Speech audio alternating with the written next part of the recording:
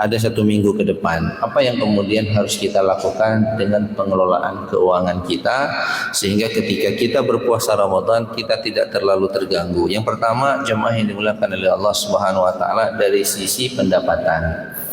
Kenapa pendapatan ini menjadi sangat penting? Kita harus memastikan bahwa semua income yang kita dapatkan itu sumbernya dari sumber yang halal. Ini sangat penting.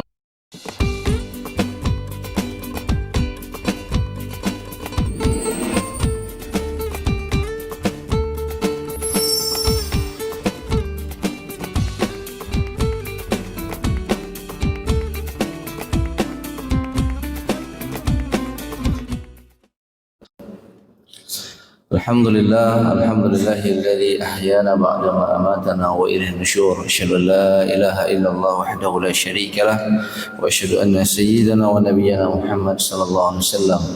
Allahumma la ilma lana illa ma 'allamtana innaka antal alimul hakim wa tub 'alaina innaka antat tawwabur rahim. Rabbi shrah li sadri wa yassir li amri. Ketemu dengan bulan suci Ramadan, kita berdoa kepada Allah Subhanahu wa taala, mudah-mudahan Allah panjangkan umur kita, berkahi umur kita, dan izinkan kita untuk bertemu dengan bulan suci Ramadan. Dan lebih besar lagi kita berdoa kepada Allah, mudah-mudahan tidak ada amal ibadah kita yang diharamkan pahalanya oleh Allah Subhanahu wa taala ketika kita bertemu dengan bulan suci Ramadan. Salawat dan salam kita sajikan ke pangkuan junjungan kita baginda Nabi besar Muhammad sallallahu alaihi wasallam, Rasul yang menjadi uswah dan qudwah bagi kita semua. Kaum muslimin sidang jamaah salat subuh yang dimuliakan oleh Allah, para pendengar Radio Baitur Rahman, Radio RRI dimanapun berada. Pada subuh ini kita akan lanjutkan pembahasan kita pada minggu yang lalu. Pada minggu ini kita akan membahas bagaimana perencanaan keuangan yang harus kita lakukan menghadapi bulan suci Ramadan. Jemaah yang dimuliakan oleh Allah Subhanahu wa taala, kenyataan hari ini yang tidak bisa kita pungkiri, harga sudah mulai naik. Harga beras sudah sangat mahal, harga telur di pasaran kemarin kalau saya tidak salah satu papan itu sudah 55.000. Antara ayam juga naik dan semuanya. Kebutuhan pokok terus meningkat. Jemaah yang dimuliakan oleh Allah, pendapatan kita juga belum tentu meningkat pada posisi yang sama. Tapi jemaah yang dimuliakan oleh Allah, sudah barang tentu biasanya ketika memasuki bulan Ramadan, kalau sekarang sudah naik, minggu depan itu akan semakin naik. Maka jemaah yang dimuliakan oleh Allah Subhanahu wa taala, tentunya kita tidak menginginkan bahwa ketika kita beribadah di bulan suci Ramadan ada gangguan-gangguan, terutama gangguan keuangan, sehingga kemudian mengganggu konsentrasi kita dalam beribadah. Ada juga keanehan-keanehan yang terjadi dalam masyarakat kita. 11 bulan dia tidak pernah menjadi pedagang. Masuk bulan Ramadan jadi pedagang, yaitu pedagang bulan Ramadan. Berbeda dengan para sahabat, 11 bulan dia bekerja, masuk bulan suci Ramadan dia berhenti bekerja karena dia ingin mendapatkan ampunan dari Allah Subhanahu wa taala. Jadi sekarang akan muncul pedagang-pedagang kagetan yang itu berdagang hanya di bulan suci Ramadan. Kita berpikir ini dekat bulan Ramadan, banyak nanti uang yang akan kita butuhkan, lalu kemudian orang bekerja, jualanlah dia. Sehingga kemudian momentum dia untuk mendapatkan ampunan dari Allah Subhanahu wa taala, sebagaimana yang kita jelaskan pada minggu yang lalu, bahwa bulan Ramadan itu kesempatan kita untuk mendapatkan ampunan dari Allah Subhanahu wa taala. Kita mendapatkan kasih sayang dari Allah, kebebasan dari azab api neraka. Ternyata kemudian kita disibukkan dengan masalah keuangan. Maka jemaah yang dimuliakan oleh Allah Subhanahu wa taala, ada 1 minggu ke depan, apa yang kemudian harus kita lakukan dengan pengelolaan keuangan kita sehingga ketika kita berpuasa Ramadan kita tidak terlalu terganggu. Yang pertama, jemaah yang dimuliakan oleh Allah Subhanahu wa taala, dari sisi pendapatan. Kenapa pendapatan ini menjadi sangat penting? Kita harus memastikan bahwa semua income yang kita dapatkan itu sumbernya dari sumber yang halal. Ini sangat penting jemaah yang dimuliakan oleh Allah, karena ketika ada pendapatan kita yang bersumber dari sesuatu yang diharamkan oleh Allah Subhanahu wa taala, lalu kemudian kita konsumsi, itu akan menghijab amal kebajikan kita. Innallaha thayyibun la yaqbalu illa thayyibah. Allah itu baik, tidak menerima kecuali sesuatu yang baik.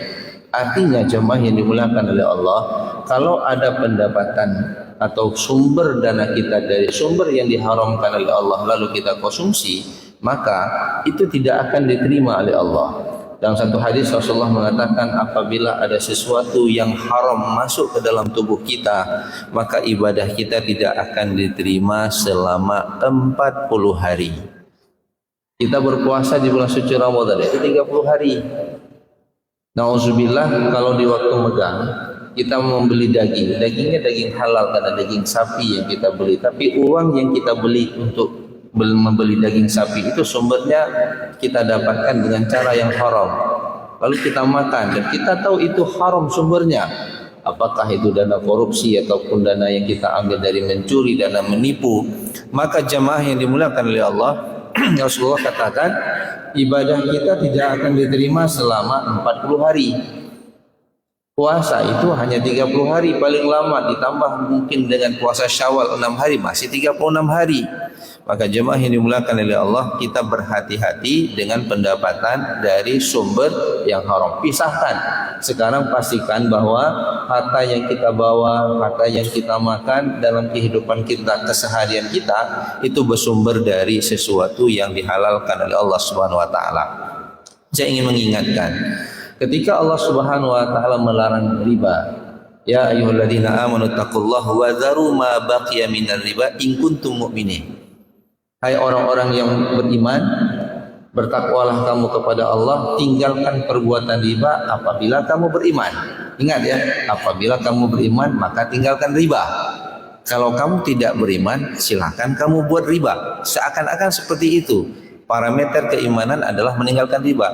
Lalu ketika kita lihat ayat yang mewajibkan kita untuk berpuasa, Allah katakan, ya ayyuhalladzina amanu kutiba alaikumusiyam. Hai orang-orang yang beriman, wajibkan atasmu untuk berpuasa. Yang dipanggilkan orang beriman. Kalau ada orang yang mau makan riba, dia enggak beriman, enggak dipanggil untuk berpuasa. Kalaupun dia berpuasa, maka dia tidak akan mendapatkan pahala daripada ibadah bulan suci Ramadan. Nah, disinilah kemudian jemaah yang dimuliakan oleh Allah Subhanahu wa taala menjadi sangat penting untuk memisahkan, memilah-milah mana sumber pendapatan kita yang datangnya dari pendapatan halal, mana kemudian yang berasal dari pendapatan yang mungkin saya tidak ingin mengatakan haram, tapi yang banyak sekarang itu syubhat, Pak. Terpegah haram hanjut, terpegah halal pi hanjut, abu-abu dia. Nah, ini untuk syubhat bagi mereka yang bertakwa, maka dia meninggalkannya. Jadi dipisahkan. Mungkin tidak haram, tidak halal untuk kita, halal untuk saudara-saudara kita, fakir miskin, masyarakat yang membutuhkan. Kita bagi untuk mereka. Yang pertama, pastikan pendapatan kita adalah pendapatan dari sumber yang halal. Yang kedua, bagaimana kemudian mengelola pengeluaran. Ini ada uang masuk, ada uang keluar. Nah, jemaah yang dimuliakan oleh Allah Subhanahu wa taala, kita untuk mengelola uang keluar ini, yang pertama sekali harus mengubah cara kita mengelola hawa nafsu. Karena kalau tidak, maka akan terjadi pembengkakan pengeluaran ketika kita berbuka puasa. Nah, itu yang kemudian nanti dibutuhkan budgeting. Kenapa kemudian kita perlu membudgetkan anggaran kita, berapa uang yang akan kita gunakan sehari untuk berbuka puasa. Kalau tidak, hawa nafsu mata kita itu dahsyat sekali. Pulang dari kantor, pulang dari kerja, itu sepanjang jalan orang jual panganan berbuka puasa. Kalau kita tidak mampu mengelolanya, jebol dompet kita, jemaah yang dimuliakan oleh Allah Subhanahu wa taala.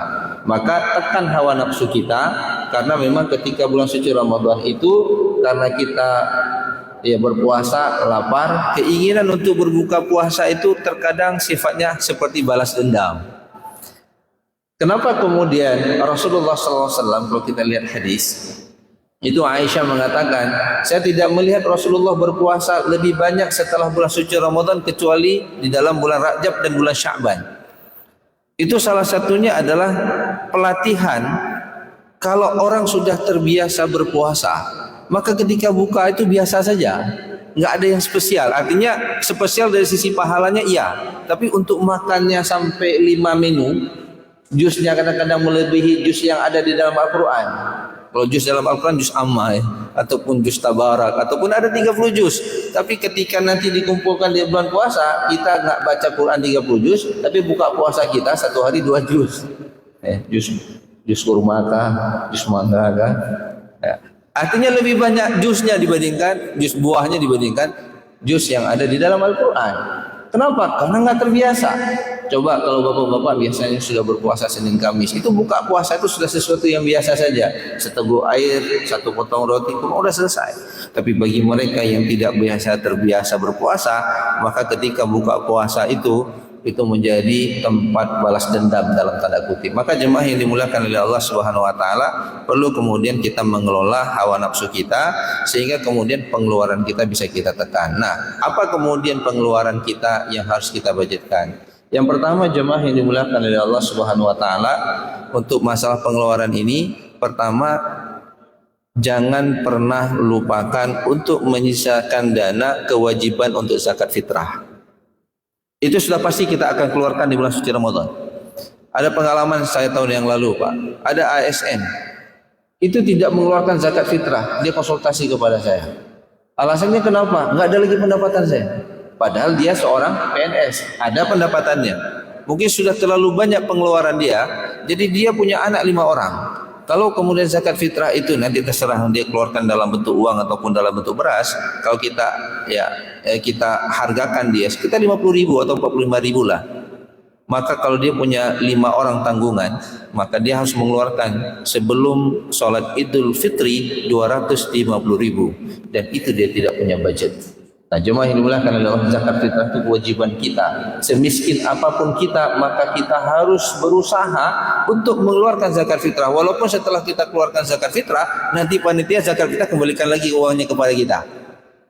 Karena kita sebagai salah seorang yang berhak untuk menerimanya. Tapi sebagai seorang muslim, maka kewajibannya adalah memenuhi zakat fitrah. Maka budgeting itu sejak dari awal. Jangan kemudian tidak masuk dalam penghitungan anggaran kita. Yang kedua, jemaah yang dimuliakan oleh Allah Subhanahu wa taala, sisakan dana pengeluaran kita itu untuk sedekah. Karena di dalam bulan suci Ramadan, pahala kita dilipat gandakan oleh Allah Subhanahu wa taala, dan pahala salah satu yang sangat besar yang Allah berikan pahalanya adalah sedekatun jariyah. Yang diberikan di dalam bulan suci Ramadan akan dilipat gandakan pahalanya berlipat-lipat, sehingga Rasulullah katakan, barang siapa yang memberi satu kurma untuk mereka yang berbuka puasa, dia mendapatkan pahala sama sebagaimana orang yang berbuka puasa tanpa mengurangi pahalanya. Maka jemaah yang dimuliakan oleh Allah, kita coba hitung sekarang dengan umur yang kita diberikan oleh Allah Subhanahu wa taala. Kemarin kan saya ada cerita bagaimana kisah Talhah bin Ubaidillah, di mana ada seorang yang kemudian syahid, satu orang lagi tidak jadi syahid dalam perang jihad fisabilillah. Umurnya dipanjangkan 1 tahun oleh Allah Subhanahu wa taala.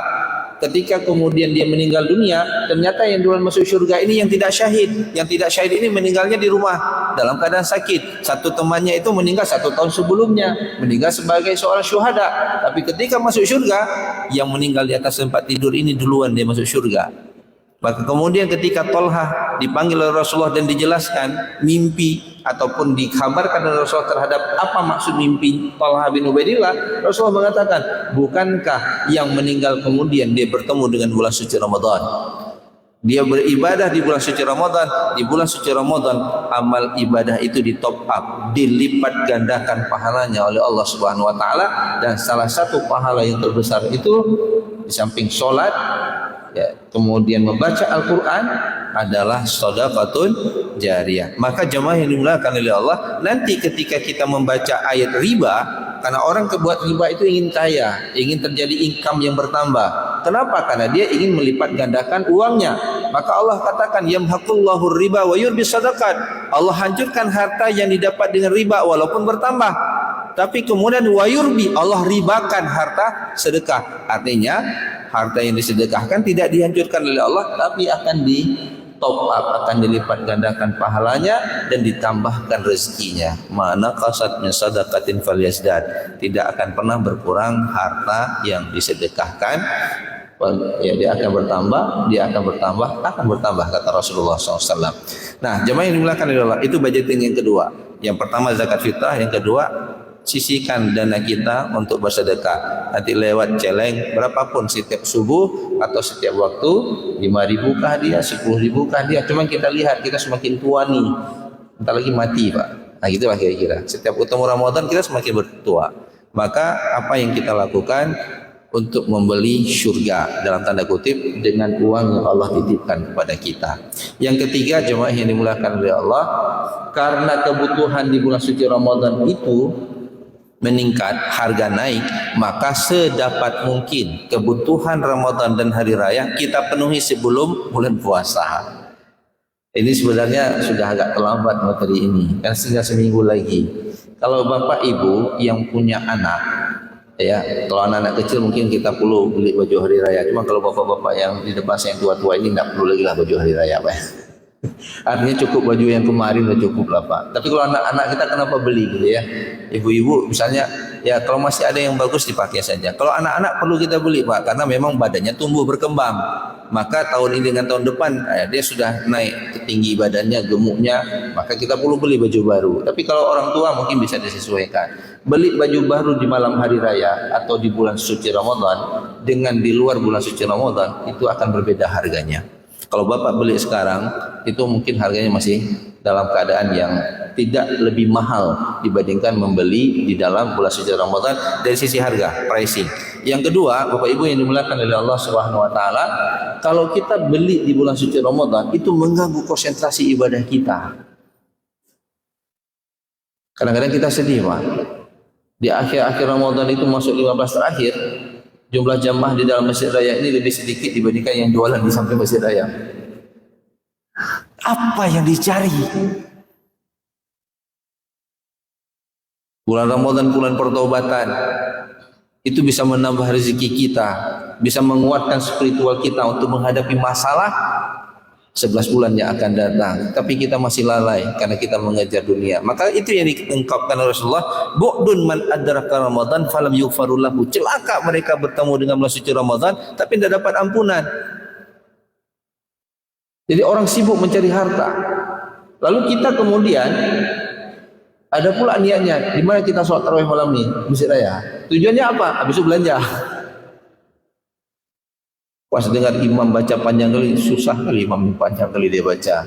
Ntar habis tuh baju. Akhirnya habis sholat berbondong-bondong orang membeli. Kalau siang itu agak capek, lelah, nggak sanggup keliling pasar. Nah, gitulah kira-kira. Nanti malam, padahal di malam-malam terakhir di situ, itu malam kita menggadaikan amal kita kepada Allah Subhanahu wa taala. Jadi kita rugi Bapak Ibu dalam mengelola kehidupan kita. Jadi jemaah yang dimuliakan oleh Allah, berbelanja sekarang untuk kebutuhan Ramadan dan hari raya, kalau bisa dipenuhi sekarang, itu lebih membuat kita lebih tenang dalam beribadah di dalam bulan suci Ramadan. Nah, yang terakhir jemaah yang dimuliakan oleh Allah Subhanahu wa taala, kita buat prioritas.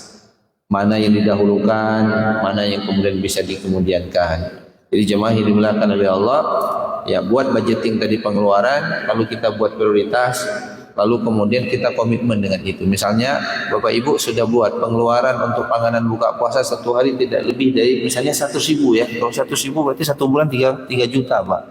Kalau pendapatan PNS 4 juta udah gak cukup Pak. Gitulah kira-kira. Jadi berapa penekanan kita tekan? Jadi kita buat prioritas anggaran, tapi yakinlah Bapak Ibu, Rasulullah juga mengatakan bahwa di bulan suci Ramadan rezeki kaum muslimin itu ditambah. Akan mudah, kita banyak akan mendapatkan kemudahan-kemudahan dari Allah Subhanahu wa taala. Kenapa rezeki itu ditambah? Salah satu penyebabnya karena maknawiyah kita tumbuh, Pak. Semakin kita melangit, semakin kita dekat dengan Allah, Allah memberikan rezeki min haitsula yahtasib. Maka di bulan suci Ramadan rezeki itu bukan hanya untuk kaum muslimin. Chinese pun yang jual cincau pun dah dapat, gitulah kira-kira. Bagaimana kemudian Allah memberikan kebaikan untuk seluruh makhluk yang ada di atas dunia ini. Maka jemaah yang dimuliakan oleh Allah, mari kita song-song bulan suci Ramadan dengan penuh kegembiraan, dengan penuh kerinduan. Marhaban ya Ramadan. Saling memaafkan di antara kita. Kita pasang komitmen kita, kita kelola keuangan kita buat target ibadah kita buat target ibadah keluarga kita. Mudah-mudahan di akhir Ramadan nanti kita bisa mendapatkan gelar yang Allah berikan, yaitu menjadi orang-orang yang bertakwa. Mudah-mudahan Ramadan ini menjadi Ramadan terbaik sepanjang hidup kita, sepanjang kita diberikan kesempatan dari Allah Subhanahu wa taala, dan mudah-mudahan tidak ada problem keuangan yang akan mengganggu aktivitas ibadah kita. Semoga Allah Subhanahu wa taala meridhai umur kita, memanjangkan umur kita, dan memberkahi umur kita, umur yang berkah, panjang umurnya, banyak amal solehnya. Dan saya memohon diperbanyak maaf kepada jamaah yang dimuliakan oleh Allah Subhanahu wa taala kalau ada silap kata, ya silap sikap selama bermuamalah kita di masjid yang mulia ini. Dan mudah-mudahan ketika kita bertemu dengan bulan suci Ramadan, urusan kita dengan manusia sudah selesai, tinggal kemudian kita mohon ampunan dari Allah Subhanahu wa taala. Aqulu qouli hadza astaghfirullah wal ghafurur rahim wallahu muwaffiq ila aqwamit thariq. Assalamualaikum warahmatullahi wabarakatuh.